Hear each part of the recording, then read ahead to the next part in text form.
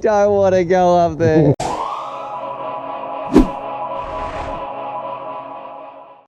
G'day, Stu from UAVfutures. You're back because you're excited. You want to see how is this long-range monster going to go. So what we've got here, this is the Skol V2. This is the part 2 video, the good one, the flight stuff, where we take it out, rip it around. If you want to see the text and the specs, go watch the part 1. That's where we put it on the bench. But right now, what we're about to do, we're about to put this thing, take it out to the field, strap it up with a GoPro, find out how we're going to go with our flight times, and is this the FPV long-range rig that so many of us are after. Alright, so let's cut out to the field, rip it around, and have some fun in 3, 2, 1. I don't even know where to hold this thing. Rightio, out here in the field, about to rip it around with this monstrosity, this huge 8-inch. It's the Skol V2, and this is for a long-range rig. Now look, I'm not going to be doing a long-range mission, but I'm going to, I guess, simulate, what the flight experience is actually like. So that's what I want to know.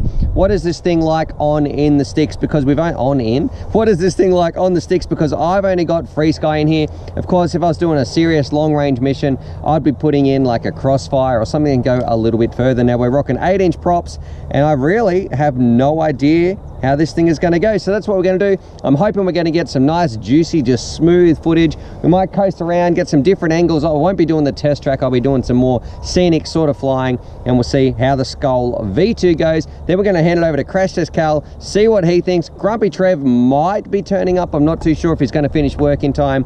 And then a bit of a different challenge instead of the speed gun, something that I think you guys, especially you long range people, you're going to be interested in. All right, but let's stick a GoPro in there and see how we go with the Skol V2 on the 8-inch arms. Let's do it.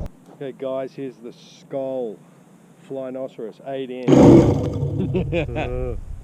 Yeah, I'm gonna stand back. Knows how this is gonna go. Okie dokie, karaoke on board with the 8-inch props. And first things first, you're going to see a few different clips in here, because usually I just do one flight footage and or one clip and try and put that in for you guys, but I wanted to show you some different perspectives, and sort of as I test the range, there were some different lighting conditions as well. The sun was definitely going down, but you're going to see some new angles of the UAVfutures test track that you might not have seen before. You might be like, wow, that's actually totally different in my mind than how I imagined it. Now, one thing you can see on the screen right now, look at those props. You know, when the lighting conditions disappear, it's not so bad, but when the sun is out, you can see the props in the view. And if that's a big deal for you, well, this quad, plain and simple, isn't going to be for you. Now, I really like being able to see the props because I think it shows that this is a different craft.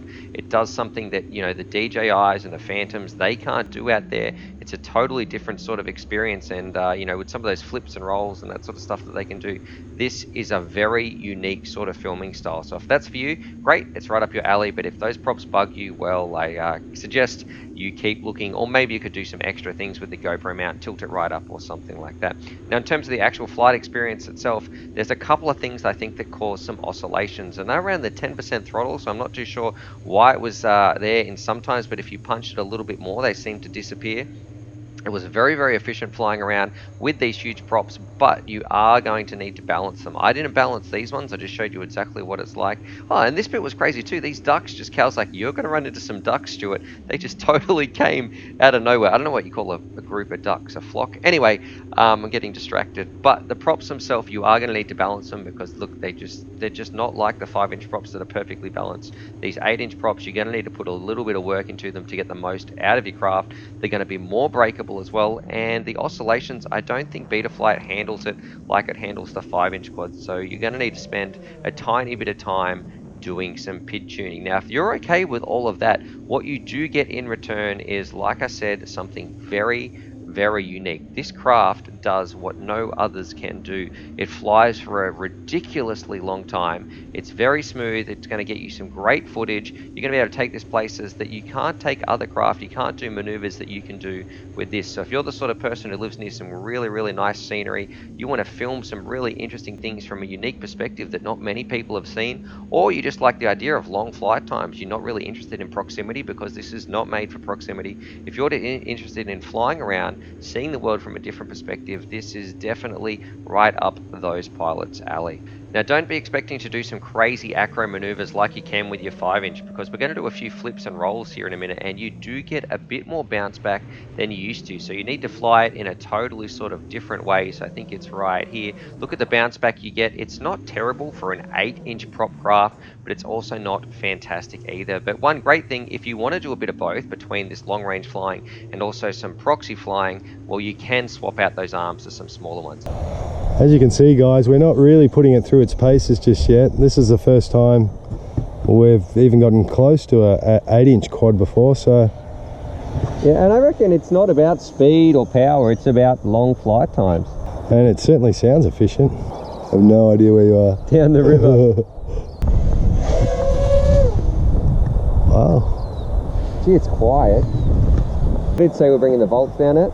16. And I said 17. Yeah, so somewhere in between there. Now this is only a 1300 pack. It sounds so cool. It sounds like a little jet. Oh, yeah. Oh no. I was just about to say, where the hell are you, Stu? We're over this way, somewhere. Oh no. What happened? Low battery. Oh, what voltage did you get down to? It says 11.7. Oh, so it So dropped maybe off. one of the cells died. Oops.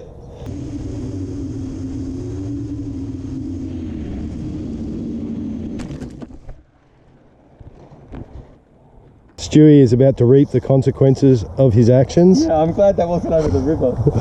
They're quite, I don't know if you guys can see it, but it is. Wow, and look at the size of this ant. Oh no. Look what I've got to climb up against. What is that thing? Look at it. Have you ever seen an ant like that? That's a blue bottle, man. And what does that mean? I've been stung by them. They're terrible. Oh my god. They are terrible. They're actually a wasp and not an ant. Really? A wingless wasp, yeah.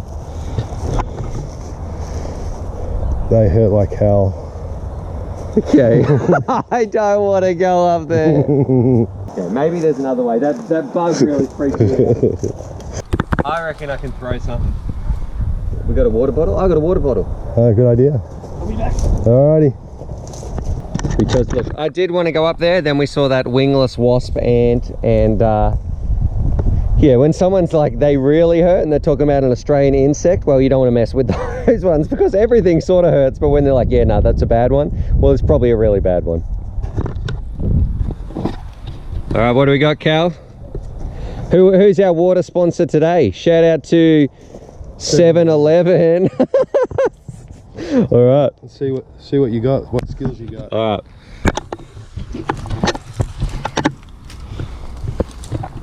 Oh, that's going to be hard. Nah, mate, just Are you going to lob it over the top and come down on it? nah, straight into it. Oh, you're going to have to throw it with some might. Oh, that was pretty impressive, Stu. That was pretty damn close.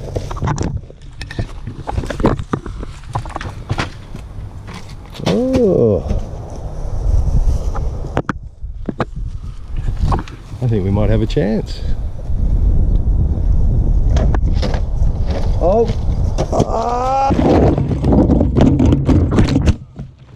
Ah, well done.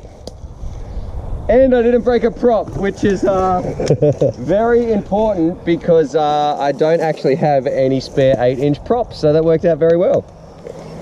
Okay, Very good. let's go check the voltage. All right, let's find out. What do you reckon? How many volts per cell? It was in the tree for a while. 2.7. 3. No, that was the right way. What's going on? Nothing.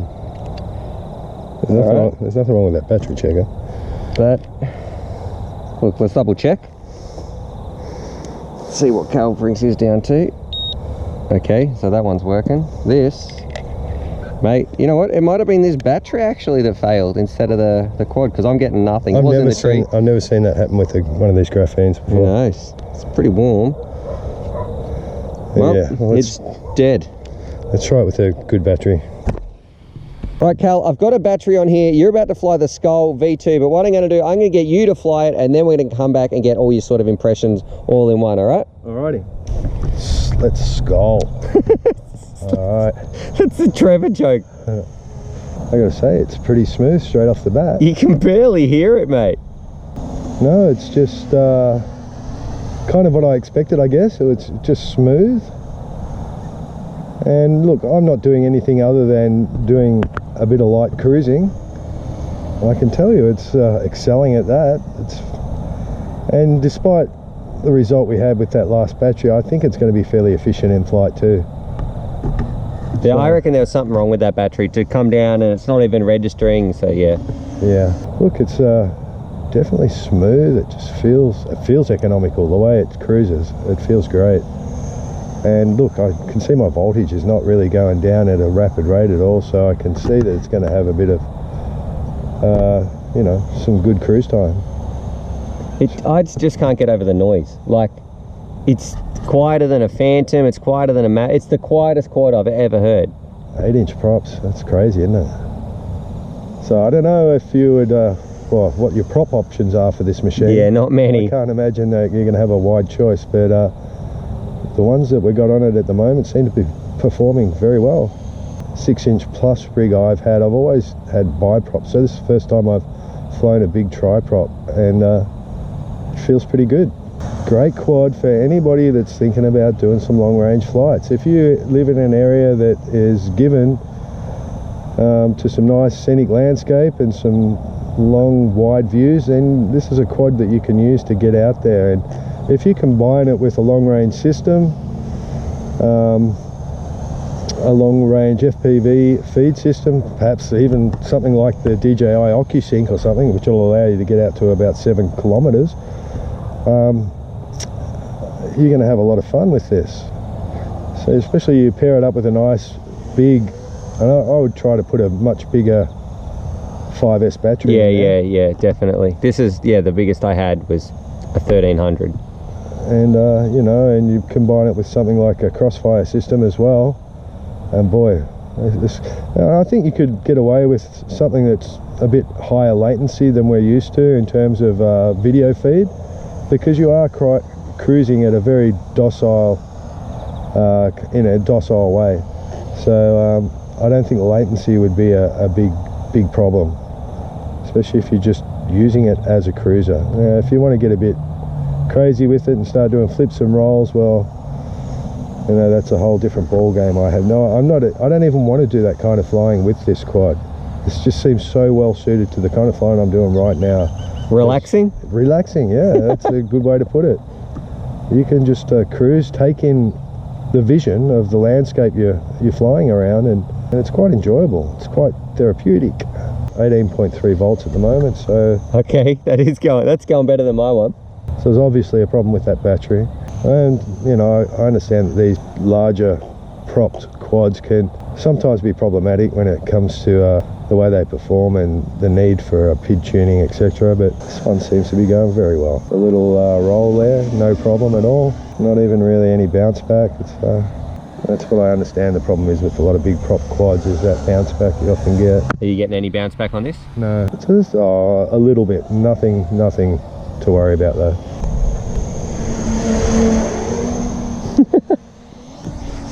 It looks ridiculous. Alright, I'll run over and get it. Alrighty, Cal.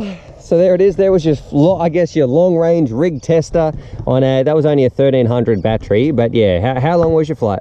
It was 6.5 minutes. All right, that's better than the one I had. There's definitely big difference between your flight and mine. Even though we had the same battery, there's definitely something wrong with mine. But that's incredible considering it's a 1300 and given the weight of this quad. So that's, if you just, you know, get a bigger battery, you're obviously going to get better time. So that's good. I think it's fairly efficient. All right, I meant to ask you, what's Cal's famous 4 words for the Skol V2? A good long-range machine. Okay. Look, it's an intriguing design. I love the decals that they've put on it. Yeah, that's like a sticker pack. You got to buy those extra, but yeah, there's a whole bunch of different ones you can get as well. They look great.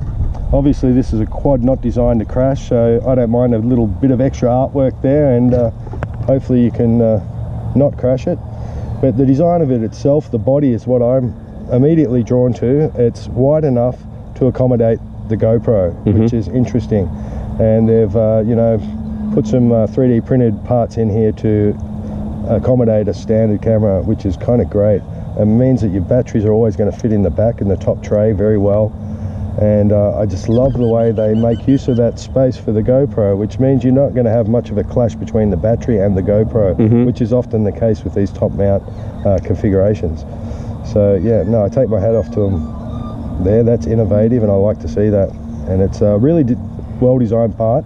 It allows you to change the angle of the GoPro just by slipping it over this aluminium standoff.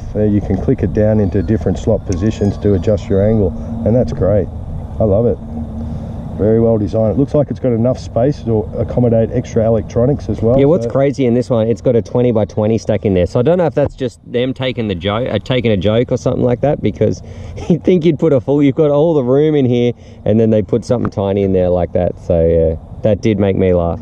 Yeah, a lot of these 2020 stacks are pretty good quality now. So yeah, and especially because we're rocking a 5S anyway. Yeah, and it just leaves all the more room for other components. If you ride into long range and you want to put GPS and other things in here, you've got the room to do it. So look, if you want a good long range machine, and 8-inch too, this is a hard machine to go past. Yeah. All right, nice. Thanks, Carl. No worries. Righty, what we're going to be doing now, sorry if you're a big fan of the speed test, but that's not really what the Skol V2 with these 8-inch props is all about. It's all about long range, long flight times. So what I'm going to do, I've got two batteries right here, two 5S 1300s. We're going to put them together in parallel. So we should have essentially a 3000 milliamp 5S battery. And instead of, I guess, just that sort of general coasting around, how long do you think we're going to get in flight times, Cal? What do you reckon we're going to get? 12 minutes. 12 minutes? Yeah. All right. I'm going to say 15 then.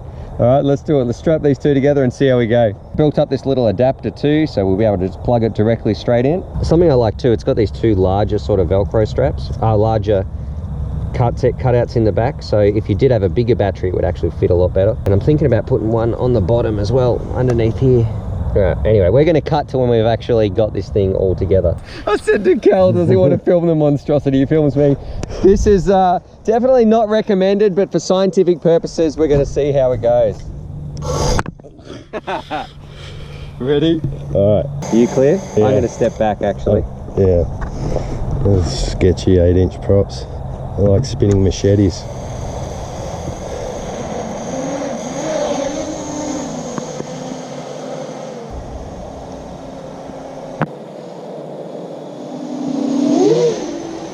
There's something about it that's menacing. It's sort of demonic. It looks like it's up to no good. It's going to do something bad. Like it's controlled by an alien entity, which is semi-true. It is a beautiful frame. So, you know. 25 actually is the hover with these two packs on. Does it come as a bind and fly? No, I don't think so. So you're free to put whatever motors you want on it. There's a lot of good low kV long range motors you can put on this thing. I quite like the props in view. Yeah, I do too. Gives you a point of reference. That is a sweet frame. We're on 18.9 volts.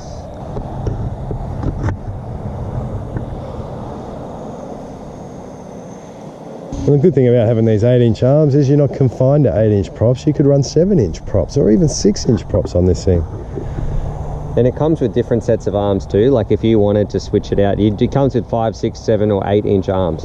You can choose. Well, it doesn't come with it, I should say. You have the option to order it with one of those specs. I think if it was going to be a dedicated long-range cruiser for me, I'd get the 8-inch arms. That always give me that option to go to 8-inch if I wanted, or just stick with 6 or 7. It's good to have the option, I think, because this is not the kind of quad that you're going to be crashing very often. Hopefully, that's the idea. I reckon if you crash a long-range rig, it might as well just be gone. Yeah. It often doesn't matter if they're broken or not, because you're not going to get it back. It's so far away. Yeah, look, you could almost just cruise around your backyard without upsetting your neighbours. It's that quiet. What you can see on the OSD, do you think it's going to go over 10? Yes. All right. The voltage isn't even going down. Do you know what I mean? Like usually you're watching it all over the place. It's very stable. At about 30% throttle, it feels great. Just coasting along. And because you've still got that option to do some of those flips and rolls, if you want to, it makes it much more versatile for filming rather than like Phantoms and those sorts of things. Mavics, any of that junk. Yeah, it could really double as almost a like a filming rig. yeah, cinematic film rig. Nerk FPV would be all over it, mate. Oh no, imagine what he could do with this and a train. Yeah, this is a marathon flight for you. This would be great down a beach or something, I reckon. Oh yeah, where you could just... Long range beach, just fang it, send it. Not Yeah. fang it, just send it. She's a smooth operator. We're still at 18 volts at 9 minutes 20, mate. We just hit 10 minutes and oh, my battery's on 17.5, 17.7, but the fly time is actually flashing like a warning, you've been flying over 10 minutes. Did you know you have that warning in the OSD, Cal? No. Yeah, you fly over 10 minutes, it's gonna let you know. Come on, 3 seconds, 2, 1. All right, we're down. 11 minutes and 2 seconds. You're bang on the money with 12, mate. Well done. I was a bit overexcited, I think, with 15, but it's an 11-minute flight. That's crazy. That is. You could go a long way in 11 minutes. You can. And look, it's got so much real estate on it. You could really add some LEDs to this thing and really turn it into a Christmas tree, a flying Christmas tree. It'd be great. So final thoughts, Stu? My final thoughts are it was really relaxing. It was something else. If I was going somewhere with some beautiful scenery or something like that, this would be a great quad to take if you want to get some beautiful, just soaring shots of the environment. I think it'd be some really cool stuff you could film that just isn't accessible with some of those smaller ones. I think long range people, they're going to be all over it. Yeah. And it'll give you capabilities, you know, that are different to a DJI. Yeah, absolutely. Aerial Like drone. you can do those flips, you can do those rolls, you can do the acrobatics of our normal, not as aggressive as our other races, and especially not if you do some silly stuff with your batteries like this. But yeah, I definitely think it has an audience and it has its niche and it does it really, really well. So good job, Fly No Shop. Alrighty, so there it is. There's my Skol V2 first endeavor into long range FPV. And straight off the bat, you can tell why I'm a little bit sad, because I was having a lot of fun with this thing and I thought I'd push it just a little bit too far. Not too far in terms of long range, because look, I didn't really test the extremities. That's more on the receiver side of things, crossfire, but I was trying to do a little bit of proximity flying with this stuff and I thought it'd be a lot of fun and trying to take it up these stairs. And what did I do? They do feel a bit bigger than your everyday 5-inch, 3-inch sort of quads, and I clipped a tree and I broke an awful lot of props. So I've only got one 8-inch prop left. So props are definitely going to be a big issue when you go in long range, but thankfully I don't think that it's not made for proximity stuff. You're not going to be going through too many, because in a long range mission you want to get there and you want to get back in one piece. If you're going to be crashing on a long range, well, you might not even come back at all. So overall, well done, Fly No Shop. I love what you've done here. I love how you can swap out the arms, you know, some smaller size ones if you want to do that. Makes it very versatile. How you've incorporated TPU, you know, made a very unique frame here, and to put some skins on here, I love the look of it. I got to say, I think it looks really, really beautiful. So what do you guys think? Drop your comments down below. I'll put a link down below as well. I think there's like free hats and free beanies from the Fly No Shop if you pick one. I'm not sure. There's some coupon codes or something. Go check those out. Subscribe for my FPV related content, and as always, happy flying. Alrighty, so hopefully you guys enjoyed that video. Definitely subscribe if you're new to the channel and check out these videos. And I'm also going to leave a little link here to my Patreon page, because I've got some fantastic Patreon supporters and I like to give back to them as well. So if you want to join the UAVfutures family, there's things like bonus Velcro straps, little bundles of FPV goodies and things like that that also get sent out. Anyway, happy flying.